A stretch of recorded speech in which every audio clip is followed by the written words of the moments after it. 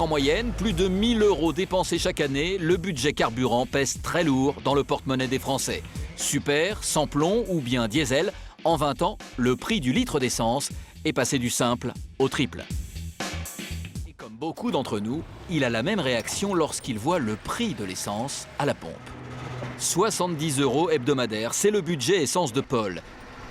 Il faut dire que ce père de famille nombreuse roule dans cette grosse voiture à boîte automatique, un type de véhicule qui consomme beaucoup plus de carburant qu'une voiture classique. C'est 5 ou 7 places, donc c'est une voiture qui consomme plus. Elle consomme 11 litres au 100 en moyenne.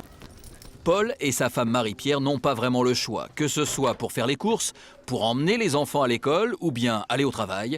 Ils utilisent la voiture tout le temps. Avec une moyenne de 20 000 km par an, ces trajets quotidiens représentent un gouffre financier. Donc là, moins de consommation, moins de pollution, moins d'usure moteur et plus performant. Et ben voilà, on l'a notre solution.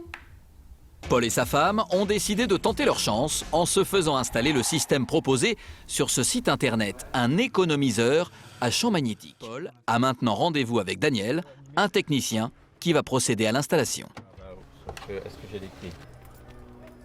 Bonjour monsieur, vous allez bien? Ça va? Pas de garage, pas de local technique, l'installateur lui a donné rendez-vous dans la rue, près de chez lui. Je suis à 11 litres au 100 km. 11 litres au 100 km. D'accord, on va vous faire chuter ça entre 18 et 22%. Ça serait génial.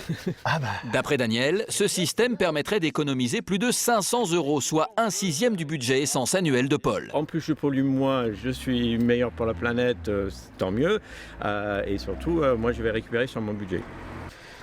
Si ça peut m'aider à payer moins tout ce que je paye en carburant, je suis ravi. Quand on annonce l'efficacité, j'ai entendu minimum 15% jusqu'à 35% d'économie de carburant avec un système comme ça qui tient dans la main. Si ça existait, les constructeurs automobiles l'auraient adopté depuis longtemps. Tant qu'on n'a pas un test d'un organisme officiel qui dit OK, on gagne tant ou tant en consommation, on peut considérer que c'est zéro. Aujourd'hui, on a des optimisations de combustion sur les véhicules modernes qui sont à 99%. Donc sur un moteur moderne, il n'y a pratiquement rien à gagner par rapport à ce que font les constructeurs.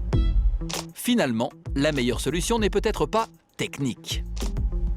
Le meilleur économiseur de carburant, c'est le conducteur qui est au volant. Lui, il peut économiser facilement 20 à 25%, et pas en roulant moins vite.